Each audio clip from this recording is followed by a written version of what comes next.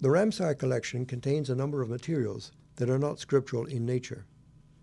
Many of them are collections of sermons or similar theological writings. Others illustrate the early history of printing and bookmaking. Contained in the collection is a small book entitled The Soldier's Friend, a collection of prayers and homilies, as well as helpful hints for keeping healthy for soldiers in the Civil War. There are also several of the works of Melanchthon, a close associate of Martin Luther and a defender of his theology. A rare item is a dictionary of the Micmac language, a northeastern Native American language, published in 1888. There are also several collections of the sermons of John Calvin, published in 1562 and later, that is, just within his lifetime. Another interesting item is the pamphlet published by the British and Foreign Bible Society on Mary Jones, who became the influence for the inauguration of the society. The pamphlet is in Russian, but published in Berlin.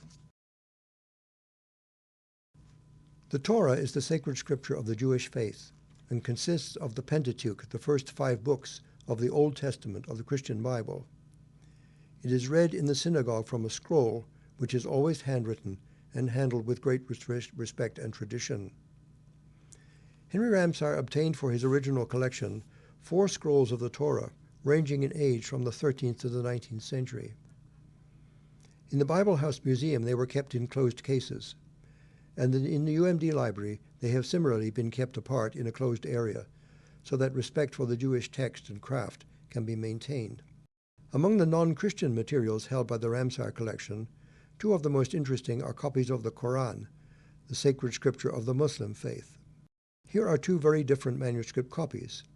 One is written on very coarse handmade paper, bound in mahogany boards with leather hinges. It appears to be almost a practice-written copy and is incomplete. A manuscript note on one page gives a date of 1330, but there is nothing in the text otherwise to confirm this. The second is a beautifully bound and illuminated copy, believed to be 15th century, but this again has not been confirmed.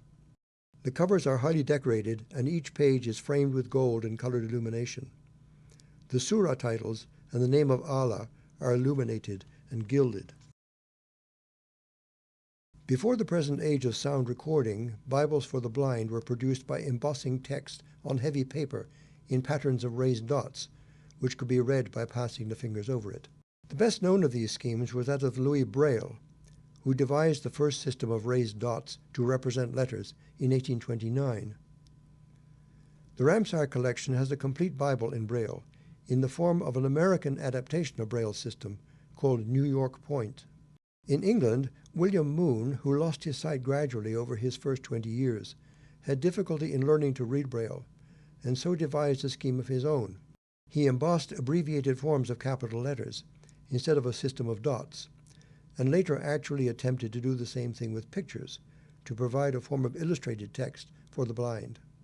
One peculiarity of the Moon system is that it avoids one of the problems of Braille, which is that the reader must use 2 hands to keep track of the line being read, so that the fingers can move correctly to the next line. Moon's system alternated left to right and right to left lines, providing a bracket at the end of the line to lead the fingers to the next line.